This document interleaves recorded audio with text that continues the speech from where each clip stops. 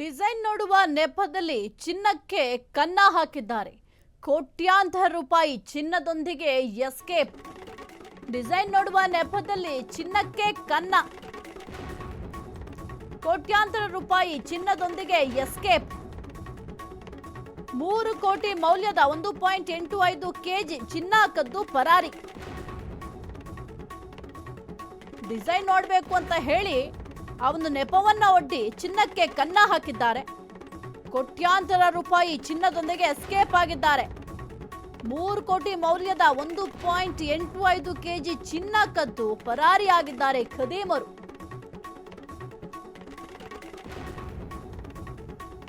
ಮೂರು ಕೋಟಿ ಮೌಲ್ಯದ 1.85 ಕೆಜಿ ಚಿನ್ನ, ಆ ಒಂದು ಚಿನ್ನವನ್ನ ಕದ್ದಿದ್ದಾರೆ.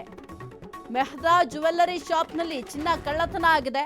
ಬೆಂಗಳೂರಿನ ಮಲ್ಲೇಶ್ವರ ಠಾಣಾ ವ್ಯಾಪ್ತಿಯಲ್ಲಿ ನಡೆದಿರುವಂತಹ ಪ್ರಕರಣ ಇದು. ಡಿಸೈನ್ ನೋಡಬೇಕು, ಡಿಸೈನ್ ತೋರಿಸಿ ಅಂತ ಹೇಳಿದ್ದಾರೆ. ಹಾಗಾಗಿ ಅವರು ಡಿಸೈನ್ ತೋರಿಸ್ತಾ ಇದ್ರು.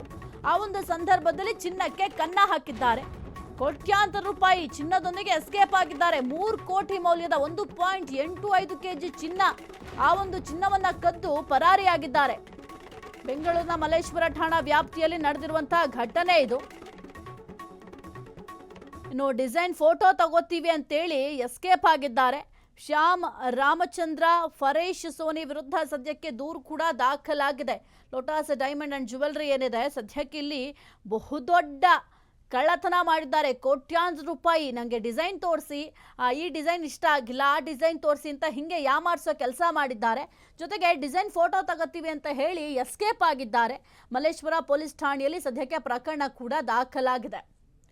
ಕುರಿತು ಹೆಚ್ಚಿನ ಮಾಹಿತಿ ನೀಡ್ತಾರೆ ನಮ್ಮ ಪ್ರತಿನಿಧಿ ರೋಹನ್. ಮೊದಲೇ ಚಿನ್ನದ ರೇಟ್ ಗಗನಕ್ಕೇರಿದೆ.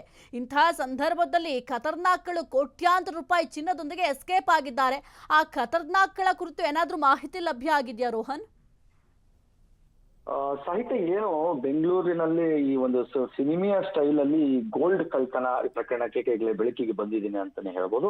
ಇನ್ನು ಒಂದು ಕೆಜಿ 850 ಗ್ರಾಮ್ ಚಿನ್ನದ ಕೂಡ ಎಸ್ಕೇಪ್ ಆಗಿದ್ದಾರೆ. ಮಲ್ಲೇಶ್ವರಂನಲ್ಲಿ ನಡೆದ ಪ್ರಕರಣಕ್ಕೆ ಸಂಬಂಧಪಟ್ಟಂತೆ ಈಗ ಪೊಲೀಸರು ಕೂಡ ಇವನ ಒಂದು ತನಿಖೆಯನ್ನು ಕೂಡ ಈಗ ಆರಂಭಿಸಿದ್ದಾರೆ ಅಂತಾನೆ ಹೇಳ್ಬೋದು. ಹೋಟೆಲ್ ಒಂದು ಹೋಲ್ಸೇಲ್ ವ್ಯಾಪಾರಸ್ಥ ಒಂದು ಚಿನ್ನ ಒಂದು ಖರೀದಿ ಮಾಡುವ ಒಂದು ನೆಪದಲ್ಲಿ ಕೂಡ ಆ ವ್ಯಾಪಾರಿ ಕೂಡ ಅಲ್ಲಿ ಕಚೇರಿಗೆ ಕೂಡ ಬರ್ತಾನೆ. ಆ ಸಂದರ್ಭದಲ್ಲಿ ಡಿಸೈನ್ ಸೆಲೆಕ್ಟ್ ಮಾಡುವಂತ ವೇಳೆ ಚಿನ್ನವನ್ನು ಕದ್ದು ಕೂಡ ಈಗಾಗಲೇ ಪರಾರಿಯಾಗಿದ್ದಾನೆ ಅಂತ ಹೇಳ್ಬೋದು. ಸದ್ಯಕ್ಕೆ ಮಲ್ಲೇಶ್ವರಂ ಪೊಲೀಸ್ ಠಾಣೆಯಲ್ಲಿ ಈಗಾಗಲೇ ಎಫ್ಐಆರ್ ಕೂಡ ದಾಖಲಾಗಿದೆ. 3 ಕೆಜಿ ಚಿನ್ನ ಈಗಾಗ ಏನು ಕರೆ ಮಾಡಿ ಜ್ಯುವೆಲ್ಲರ್ ಮಾಲೀಕನನ್ನ ಮಲ್ಲೇಶ್ವರಕ್ಕೆ ಕರ್ಸ್ಕೊಂಡು ಈಗಾಗಲೇ ಖದೀಮರು 1 ಕೆಜಿ 850 ಗ್ರಾಮ್ ಈಗಾಗಲೇ ಎಗರಿಸ್ಕೊಂಡು ಹೋಗಿದ್ದಾರೆ ಅಂತ ಹೇಳ್ಬೋದು. ಇನ್ನು ಪರಮೇಶ್ ಸೋನಿ ಎಂಬ ಹೆಸರಲ್ಲಿ ಹೋಲ್ಸೇಲ್ ವ್ಯಾಪಾರಿ ಅಂತ ಪರಿಚಯ ಮಾಡಿಕೊಂಡು ಬರ್ತಾನೆ.